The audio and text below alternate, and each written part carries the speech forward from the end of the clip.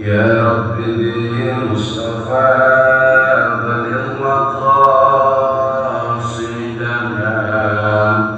واغفر لنا ما مضى يا واسع الكرم.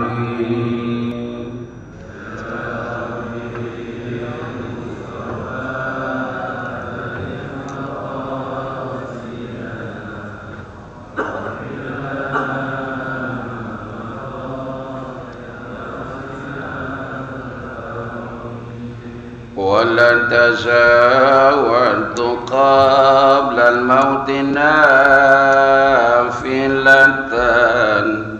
ولم أصلي سوى فرض ولم أصمي.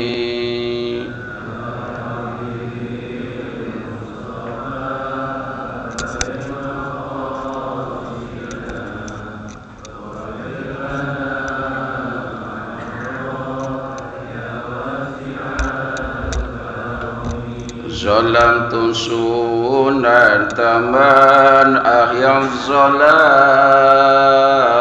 إلى أن اشتكت قدماه الرمي والرمي.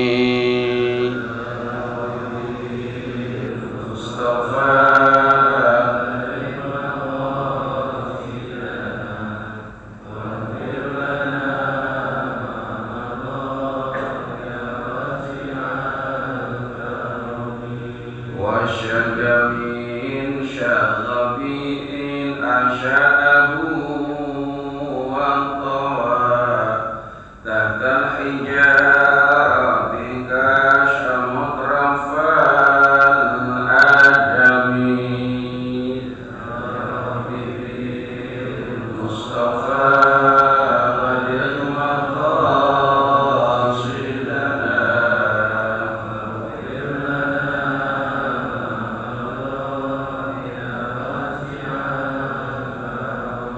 اللهم صل وسلم وبارك عليه.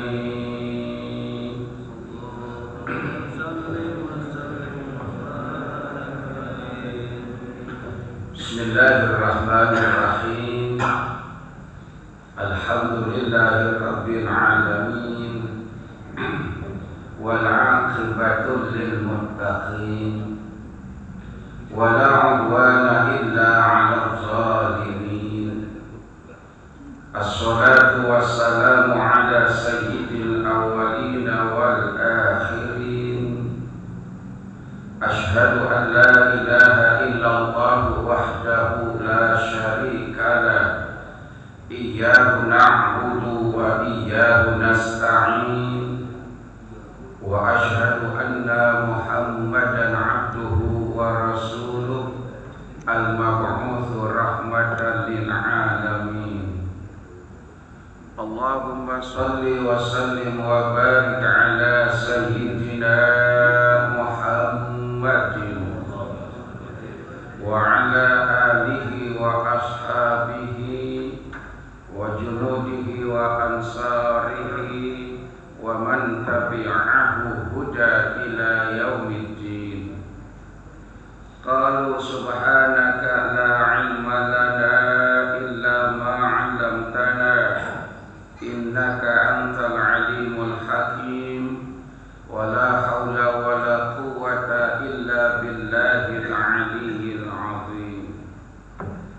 إلى حضرة النبي المصطفى محمد رسول الله صلى الله عليه وسلم وعلى جميع الإخوة من الأنبياء والمرسلين والصحابة والتابعين وأولياء والعلماء العاملين والمصنفين المخلصين، خصوصا مصنف تفسير سورة ياسين للشيخ أمام الزادة.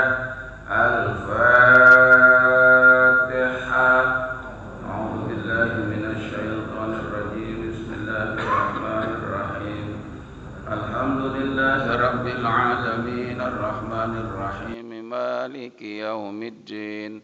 إياك نعبد وإياك نستعين اهدنا الصراط المستقيم Siratal ladzina an'amta 'alaihim ghairil maghdubi 'alaihim waladdallin. Rabbighfirli.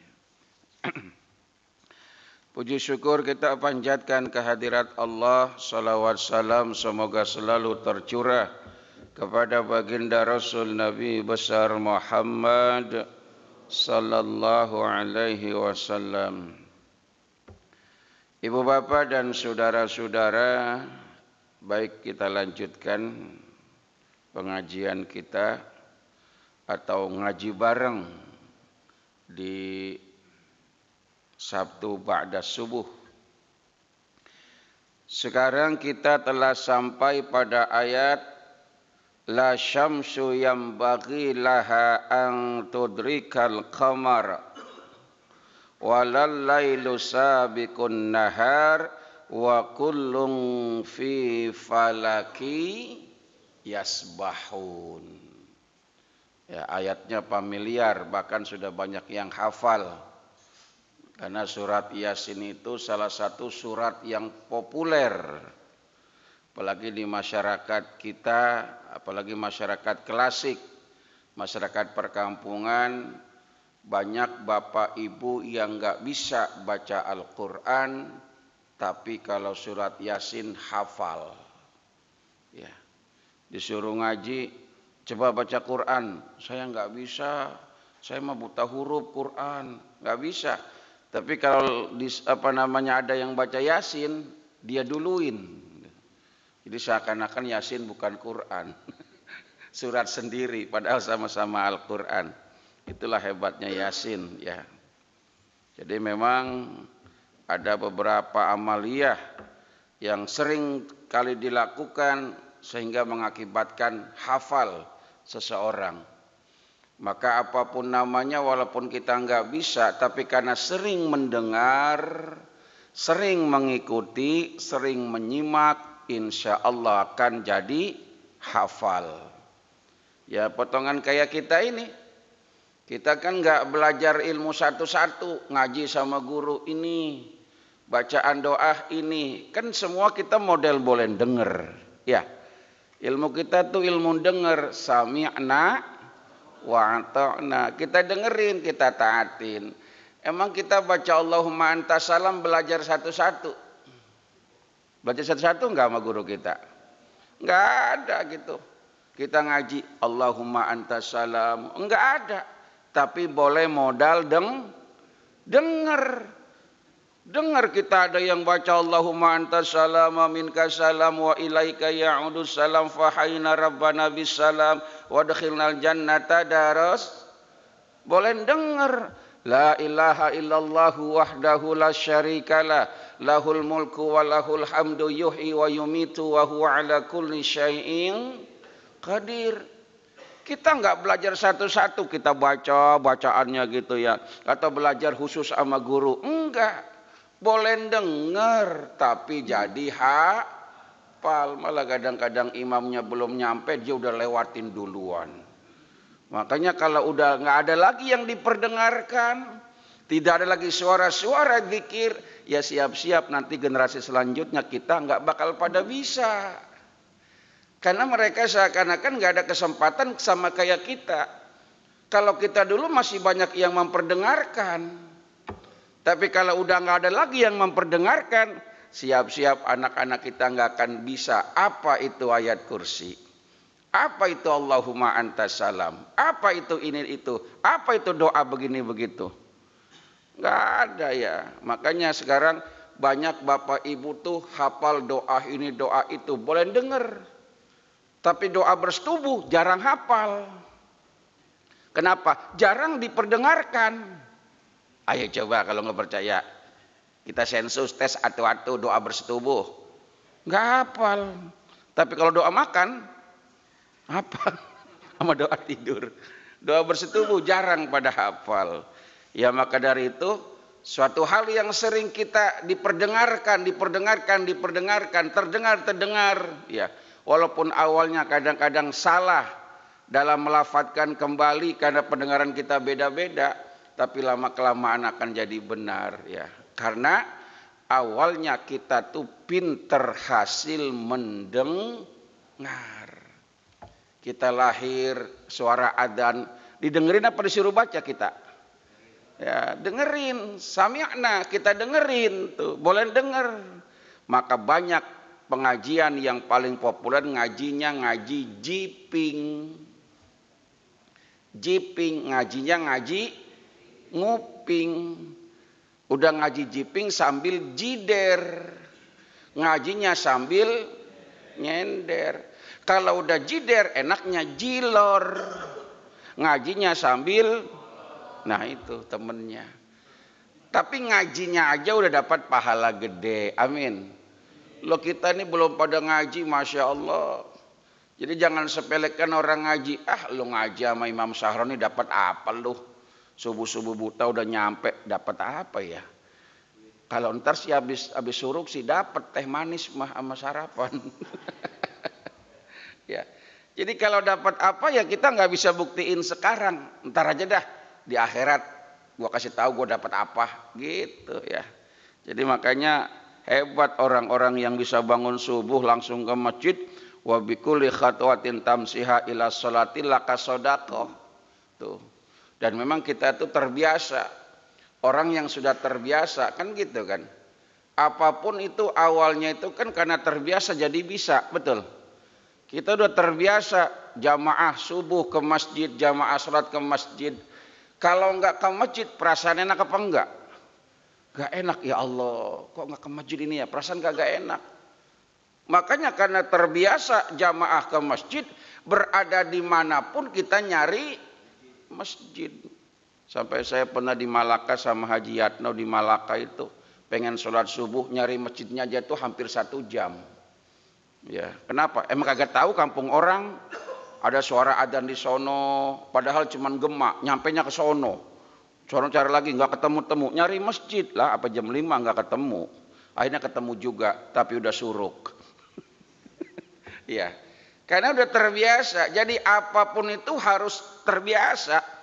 Terbiasa karena, nah itu dicoba ya. Jadi memang kalau ada orang bilang mah la ikraha fiddin, tidak ada paksaan di dalam agama. Tapi dalam hal apa dulu?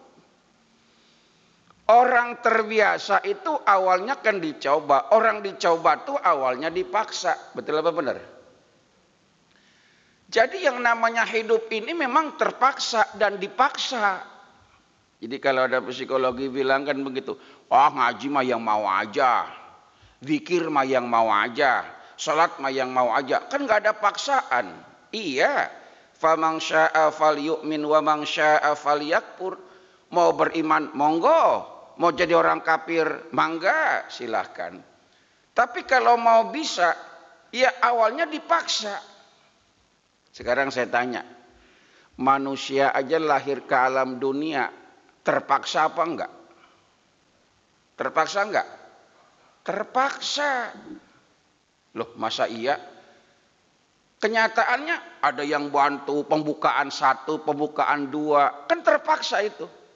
Bahkan sampai ada yang diinduksi, tahu diinduksi? Ada yang dipakum, ya Allah Allah, Bu, dipakum. Waduh, bayi dipakum, segede apa tuh pakumnya? Masya Allah, itu kan dipaksa. Nah, ini cara psikologi ya, psikologi sosiologi ini kan.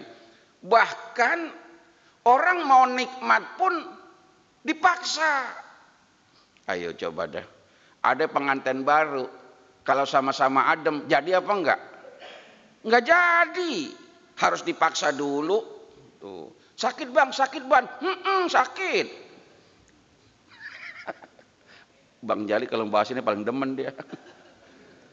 Dipaksakan sakit, iya. Tapi lanjutannya enak. Apa kapok? Minta lagi. Tuh. Itulah kehidupan. Awalnya tuh harus dipaksa. Kita awalnya dipaksa bangun subuh ke masjid. Rumahnya jauh kudu ngeluarin motor. Iya kalau pas lempengan motornya itu langsung keluarnya enak. Kadang-kadang kehalang motor anak kita. Betul? Kita geser lagi. Kadang-kadang baru keluar udah gerimis. Ya Allah, perjuangan orang subuh tuh hebat. Makanya saya bilang, ini semua pejuang-pejuang subuh. Alhamdulillah. Baik, kita lanjutkan. Ya, itu sebagai prolog. Apa prolog ya? Muqaddimah. Kadang-kadang saya sok banget ini ilmiah. Ya. Tadi mana tadi? La syamsu yambaghi laha an tudrikal qamar. La syamsu tidaklah matahari yang bagi laha. Seyogyanya matahari itu ang tudrikal qamar, ya, mengejar atau mendahului qamar, bulan. La syamsu yang bagilah an tudrikal qamar. Tidaklah yang namanya matahari mengejar bulan, mendahului ketentuan garis bulan. Ai la yadkhulun nahara 'alal laili, la yadkhulun naharu 'alal laili, yaitu tidak akan masuk an-nahar yang namanya siang 'alal laili atas malam, qabla inqidaihi, sebelum selesai tugasnya. Jadi maksudnya begini, tidak mungkin yang namanya matahari itu mendahului bulan.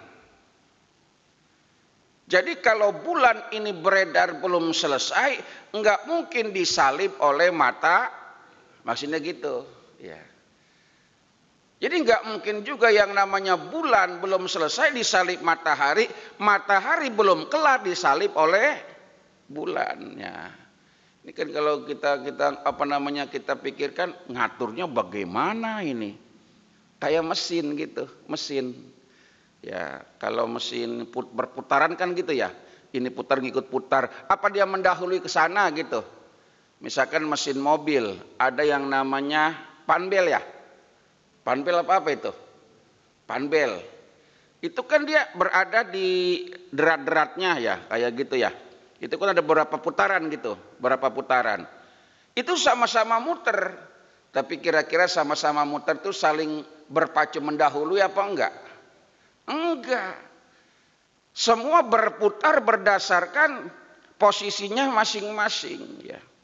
Seperti itulah yang namanya alam ini. La yadkhulun naharu 'alal lail, enggak akan mungkin itu yang namanya siang masuk ke malam. Enggak akan mungkin.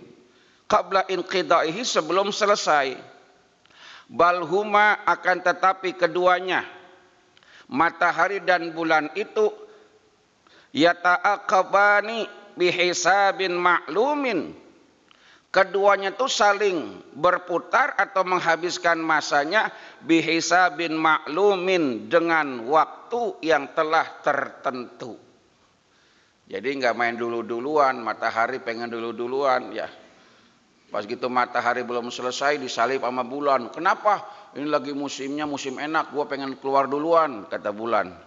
Ya, kata matahari, ini musimnya enak, gue pengen keluar duluan. Ya, jadi nggak akan saling mendahului. La yuziu ahaduhuma qabla waktihi, tidak akan muncul keduanya qabla waktihi, sebelum waktunya. Jadi apa-apa itu bergantung waktu. Ya, makanya ada kalimat wal asri, demi masa, demi waktu. Karena hidup manusia itu bergantung waktu. Makanya ada sebuah sebuah teka-teki kelas tinggi begini, ya. Jadi ada seorang raja yang bingung akan menjadikan seorang putra mahkota karena punya anak dua. Ini raja udah tua nih. Ini siapa nanti yang bakal gantiin saya? Ya, kan gitu. Kalau yang namanya raja mah kan kalau belum selesai udah mikirin penggantinya dari keturunannya. Iya, raja nggak peduli itu anaknya bisa kek kagak kek, urusan belakangan. Raja tuh udah mikirin siapa pengganti saya, nggak peduli tua ataupun muda, urusan belakangan.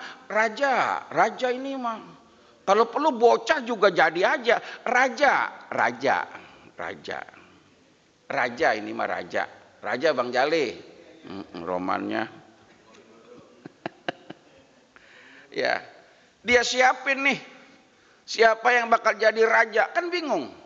Ya. Apakah anak pertama atau anak kedua?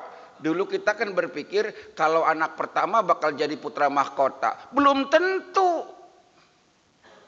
Kenyataannya banyak yang walaupun anaknya nggak anak pertama malah jadi lebih hebat dari anak yang kedua, dari anak yang pertama.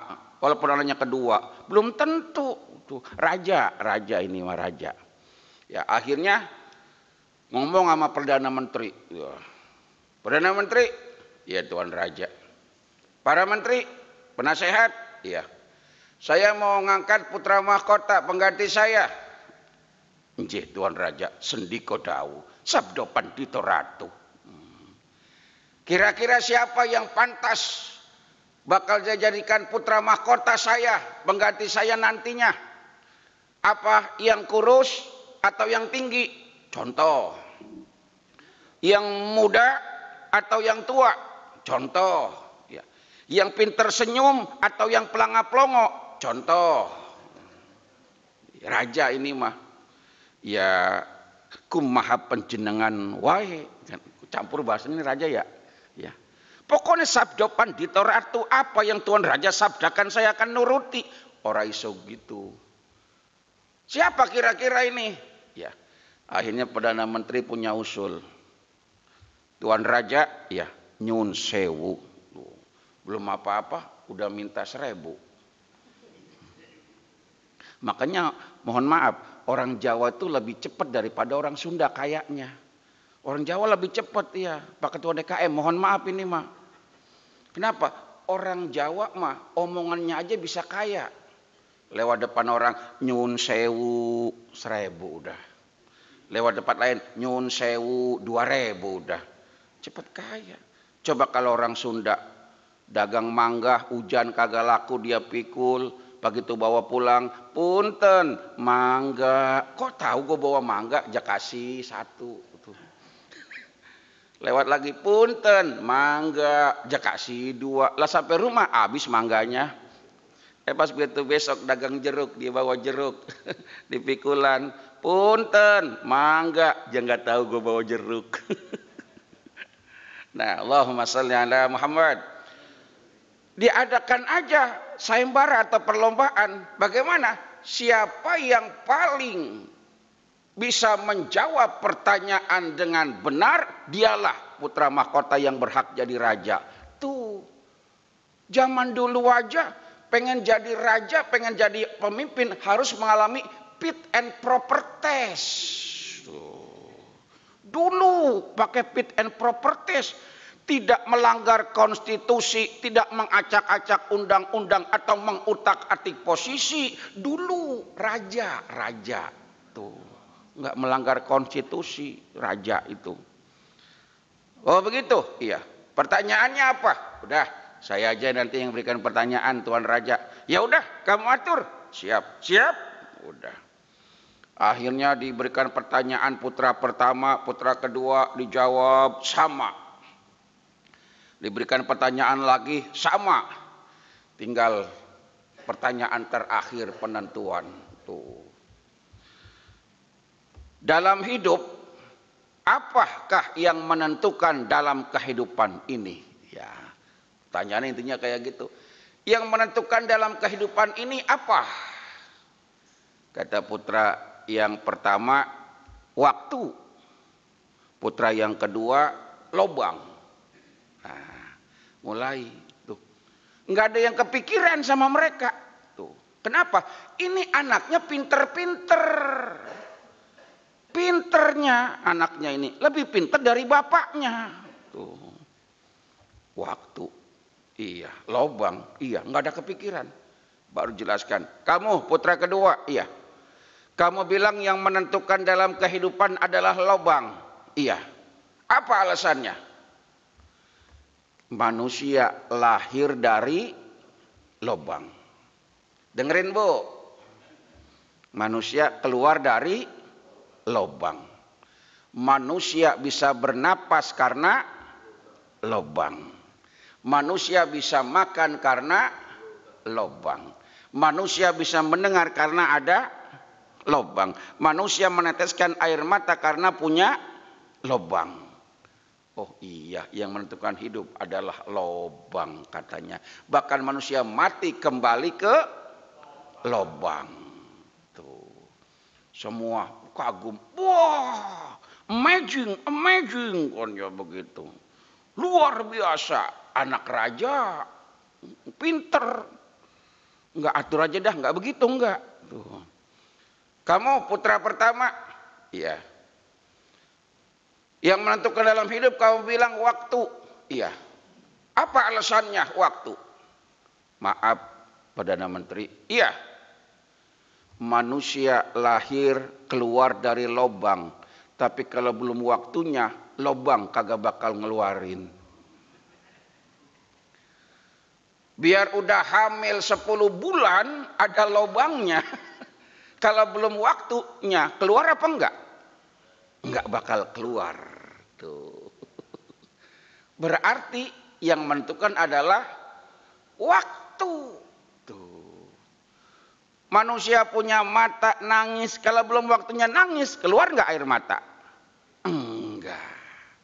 Tuh. Jadi yang menentukan adalah waktu. Nah, makanya ada kalimat bakal masuk kepada kekuasaannya matahari. Kalau itu terjadi bagaimana? Faida ijtama'na ay faida adraka kulla wahidin sahibahu qamatil qiyamah.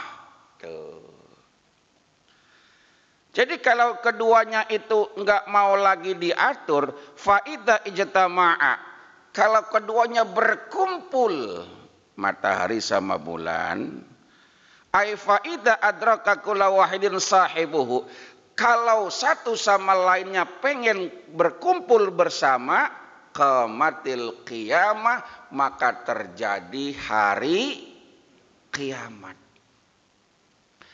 Terjadinya gerhana matahari atau gerhana bulan itu antara sinar matahari ke bumi terhalang apa ketutupan apa kedempetan? Apa kedempetan itu? Terjadinya gerhana matahari. Sinar matahari ke bumi terhalang oleh bulan gitu ya? Terbalik apa enggak saya ngomong ini? Ya pokoknya kira-kira begitulah. Jangan, nggak usah dipikirin udah tua pakai mikirin gerhana lagi lah. Udah tua mah kita mikirin anak, mikirin cucu gitu ya. Sama mikirin hidup kita ini. Makanya udah tua jangan banyak mikirin orang. Orang pikirin, kita pikirin. Kadang-kadang udah tua, si anu begini. Udah bodo amat orang mah. Kenapa? Tuba liman sagolahu aibuhu an uyubin nas. Beruntung orang-orang yang punya banyak kekurangan sehingga nggak sempat ngomongin kekurangan orang lain tuh. Jadi jangan banyak jadi beban udah tua mah. Hidup di bawah ringan, di bawah santai itu. Ada kesempatan healing. Jalan-jalan nggak harus. Yang namanya healing ya bahasa kita itu kan traveling.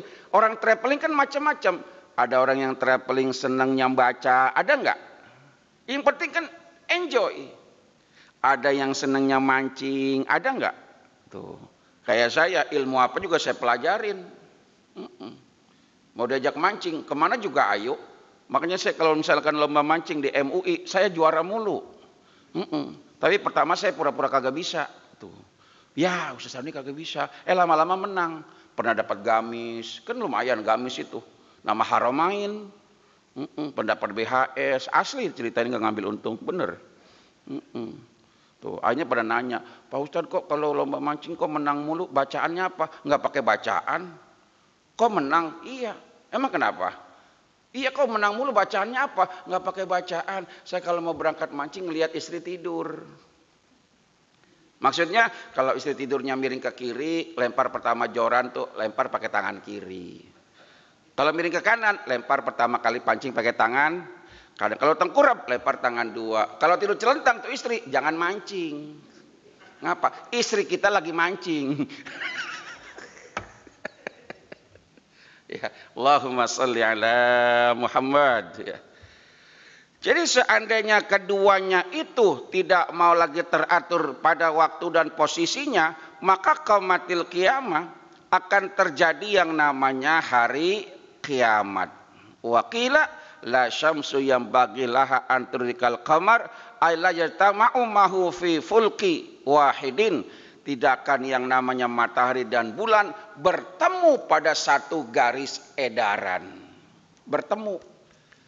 Kalau yang namanya menghalangi mah bisa terjadi, tapi nggak ketemu. Tahu nggak ketemu? Ngamprog, apa ngamprog? Nabrak. Tuh. Kalau kealingan bisa. Misalkan saya di sini, nih, di sini ada Bang Jali, di sini ada Pak Jiyatno. Pak Jiyatno nggak akan tahu ngelihat saya. Kenapa? Kealingan sama Bang Jali. Padahal saya segede lehim gambreng. Tuh. Contoh, itu kealingan, tapi kan nggak pada posisi di sini sama, nggak nabrak. Ya, itulah seperti matahari dan bulan. Makanya nanti betapa mudahnya Allah idza zulzilatil ardu zil. Begitu mudahnya Allah tuh menciptakan, menjadikan kiamat. Tuh. Kiamat. Nggak usah susah-susah dah. Ada orang balapan motor nih, atau lari di lintasan masing-masing kan ya, ada lintasan. Terus satu motor berbiluk ke lintasan orang, nabrak apa enggak? Nabrak. Kalau satu ketabrak, yang belakang nabrak enggak? Nabrak. Maka kan sering gitu ya. Yang namanya perlombaan atau namanya balapan, yang paling kredit kan di start awal. Iya, di start awal. Start awal itu. Ya, jadi nyari garis, nyari posisi kan gitu. Misalkan Valentino Rossi, ya. Dia walaupun berada startnya di posisi ke-6. Tuh. Ya, tapi kan dia pengen ke depan. Dia menyalip siapa itu? Yang lawannya dari Italia siapa itu? Di motor GP Italia. Saya kalau yang sekarang jarang mengikuti sih. Kalau yang dulu kan zamannya Michael Schumacher itu ya, yang mobil Ferrari ya. Michael Schumacher, John Pablo Montoya, Kimi Raikkonen, ya. Dulu itu. Kalau sekarang mau udah semakin kemari, ya. Karena saya sibuk mutolaah kita buat ngajar di Al-Ikhlas, jadi nggak sempat nonton gituan. Allahumma salli ala Muhammad. Ya. Jadi kalau terjadi keduanya, ya fi fulki wahidin, pada satu garis lintasan, maka akan terjadi yang namanya kiamat. Walal lailu sabiqun nahar wa kullun fi falaki yasbahun. Juga tidak akan mungkin bertemu yang namanya malam dengan siang, ya. Jadi nggak mungkin ketemu malam dengan siang, walaupun kadang-kadang siang seperti malam karena cuaca gelap, ya. Wa kullun fi falaki yasbahun, dan segala sesuatu fi falaki yasbahun, berjalan berdasarkan garis edarnya masing-masing. Aila yasilul laila bil laili bal yakunu bainaha nahar fasilun walikuli wahidin minhuma, ya. Jadi masing-masing berjalan dengan garisnya masing-masing. Tuh. Kalau terjadi yang namanya seperti itu, terjadi tabrakan, garis masing-masing. Kenapa? Walikuli wahidin minhuma fulkun azim. Karena yang namanya garis edar mereka fulkun azim. Garisnya gede banget. Ini. Kan matahari kan gede. Dia jalan, kok nggak nabrak bumi, kok nggak nabrak matahari, nggak nabrak bulan, karena garis edarannya begitu besar, fulkun azim, ya diceritakan gitu, sangat besar. Yajri fi dalika, berjalan pada garis edarnya seperti itu, kama tajril haitani fil bahri, seperti berjalannya ikan-ikan di laut. Ikan di laut banyak apa enggak? Tapi karena lautnya luas, ikan pada nabrak apa enggak? Kagak. Lihat kita ikan selawar seliwer tuh. Apalagi kalau yang namanya ikan apa yang berkoloni itu? Ikan teri. Ngur, banyak adain ombak. Brrr gitu. Enggak pada ketabrak itu. Enggak pada ketabrak tuh. Jadi wa kullun fi falaki yasbahun. Allahumma salli ala Muhammad. Ya. Jadi semua itu berjalan dengan garis edarnya masing-masing. Wa ayatul lahum anna hamalna dzurriyyatahum fil fulkil masy'un. Wa ayatu, dan dari tanda-tanda kebesaran Allah lahum bagi mereka, anna hamalna, sesungguhnya kami membawa dzurriyyatahum keturunan mereka fi fulkil masy'un, ya, kepada fulkil masy'un, kepada bawaan yang banyak, ya. Jadi tanda-tanda kekuasaan Allah, ya. Allah bawa mereka, keturunan mereka fil fulk. Fulk itu diartikan seperti sebuah apa ya? Safinah. Safinatun kabir. Seperti sebuah perahu yang besar. Perahu besar itu bahasa kita apa? Kalau Nabi Nuh apa namanya itu? Kapal. Kapal bahtera ya. Ya, seperti bahtera yang besar, ya. Masyhun dengan bawaan, ya. Maksudnya ceritanya tentang apa ini? Ya, ceritanya adalah ai mamlu'u wal muradu bil fulki safinatun Nuh alaihis salam. Jadi maksudnya fulk itu, dan kami bawa tanda-tanda kekuasaan kami bawa yang namanya dzurriyah, keturunan mereka, pada satu bahtera dengan bawaan yang banyak. Fulk di sini maksudnya adalah safinatun Nuh, itu bahteranya Nabi Nuh alaihi salam. Diselamatkan oleh Allah. Tanda-tanda kekuasaan Allah, bagaimana Allah menyelamatkan keturunan mereka, orang-orang beriman, ketika naik perahu Nabi Nuh. Itu Nabi Nuh, Nabi bikin perahu segitu gedenya. Kalau tanpa petunjuk Allah kira-kira bisa apa kagak? Tuh. Pohonnya kan gede banget itu.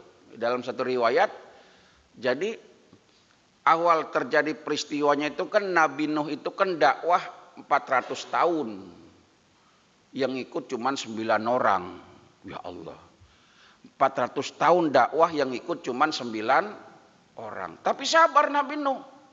Coba kalau saya, Pak, nggak usahlah 400 tahun, 10 tahun saya ngajar di Al-Ikhlas, yang ngaji cuma 9 orang, berhenti jadi ustad. Mendingan gojek sekalian. Sabar Nabi Nuh, tapi lama-lama kesabaran itu memuncaknya, hilang semua. Tuh. Akhirnya ada cikal bakal permintaan Nabi Nuh bagaimana menghadapi kaumnya. Ya udahlah, terserah Allah, kau adab silakan. Tuh. Jadi nabi-nabi lain sayang sama umatnya, tapi masih ada agar umatnya itu didoakan terkena musibah. Tapi Nabi Muhammad nggak pernah. Dilempari batu, dilempari kotoran unta, nggak pernah Nabi Muhammad, ya Rabb hancurkan mereka, enggak.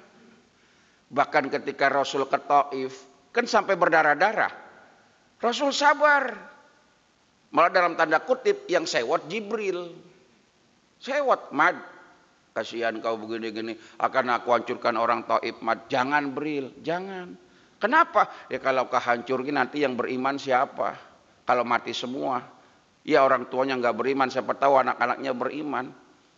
Jadi sebelum Nabi ke Madinah, Nabi udah ke Taif duluan. Maka ada sebuah analisa, seandainya Nabi diterima di Taif, mungkin Taif akan menjadi kota suci. Ya kan? Rasul diterima di Madinah oleh kaum Ansor, maka Madinah jadi kota suci. Tapi Taif karena nggak menerima Nabi, ya nggak jadi kota suci. Tapi ada berkahnya. Walaupun Taif menolak Nabi, Nabi pernah dakwah ke situ berhari-hari. Taif sekarang subur, gitu ya. Bahkan sekarang orang pergi umroh, ya itu nggak lengkap kalau nggak ke Taif, ya. Ke Taif lihat apa Pak? Daerah yang subur ya. Daerah subur di Taif itu. Kemudian ada kereta gantung apa ya? Kereta gantung ya di Taif ya. Tuh. Sekarang orang umroh mana? Plus Taif. Plus Taif itu. Umroh plus komuter lain. Komuter lain apa namanya itu? Yang kereta cepat itu. kereta cepat tuh. Ya.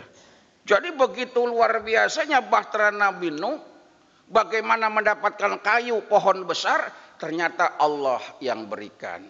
Diutus Jibril, tiba-tiba ada sebuah pohon yang begitu besar, turun wahyu perintah wahai Nuh gini-gini, bikin kayu pelan-pelan. Kata yang lain, Nabi Nuh gila. Musim panas bikin perahu buat apa? Sampai segede gitu ya. Gedenya luar biasa ya. Untuk apa Nabi Nuh bikin perahu kayak gitu? Nuh sudah gila, dikatain macam-macam. Ternyata ada maksud dan tujuannya. Tujuannya apa? Wallahu a'lam bishawab. Udah suruh? Belum, pas 2 menit lagi. Jadi ngaji di Al-Ikhlas itu semua terkonsep dengan baik, terstruktur dengan baik, termasuk para pematerinya harus mengikuti aturan dengan baik. Kalau waktu suruk selesai, jangan egois. Iya, emang kalau ngomong terus enak. Iya, tapi nggak enak dengerin orang ngomong. Ya, nggak enak ya? Nggak enak dengerin orang ngomong. Lebih kagak enak ngomong kagak didengerin. Ya itu saja, mudah-mudahan barokah dan manfaatnya. Kalau ada yang mau disampaikan, monggo disilahkan.